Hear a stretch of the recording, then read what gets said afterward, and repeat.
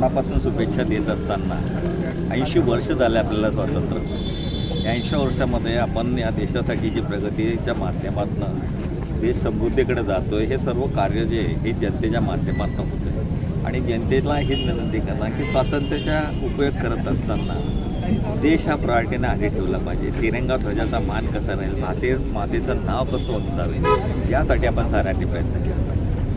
देशाच्या माध्यमातून राजकारणाचा विचार जर केला तर राजकारणाच्या याच्याने केंद्र शासन असेल, राज्य शासन असेल, हे सर्वसामान्य माणूस केंद्रबिंदू मानून त्याच्यासाठी प्रगतीचे दार कसे खुले करतील त्यासाठी प्रयत्नशील असते.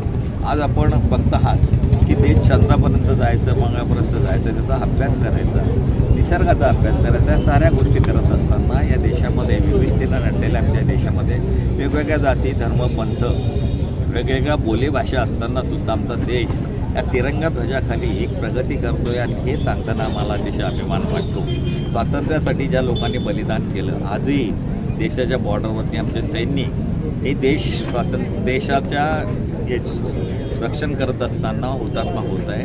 त्यांचंही भान आपण ठेवलं पाहिजे की त्यांच्या साऱ्या प्रयत्नामुळेच आम्ही स्वतंत्र आहोत. कितीतरी आमचे स्वातंत्र्य सैनिक जे इंग्रजांच्या कारखान्यामुळे बळी गेले, त्यांच्या घरावरती नागर फिरवले गेले, अक्षरशः त्यांचे घर जाळण्यात आले. हाल अपेक्षा सोसून त्यांनी या देश स्वातंत्र्य व्हायचं म्हणून खूप प्रयत्न केले आणि आमचा देश स्वातंत्र्य झाला. या स्वतंत्र देशाचे आपण नागरिक आहो आणि हा देश आमचा ही भावना मनामध्ये ठेवून आपण चांगल्या पद्धतीने वागलं पाहिजे, चांगली कामं केली पाहिजेत. मग माझा देश सुंदर कसा राहील. इतर देशाच्या मानाने जर विचार केला तर संस्कृतीचं जतन करणार आमचा देश. जगामध्ये आमच्या संस्कृतीचा अभ्यास होतो आहे आणि आमच्या संस्कृती ही सर्वात पवित्र अशी संस्कृती आहे. या संस्कृतीचं जतन आपण सुद्धा केलं पाहिजे. चांगल्या गोष्टीचं नेहमीच आपण स्वागत केलं पाहिजे. वाईट गोष्टी असेल त्यांना आपण बाजूला ठेवलं पाहिजे, त्यांना मूठ माफी दिली पाहिजे. ही एक भावना जनतेकडनं करतो.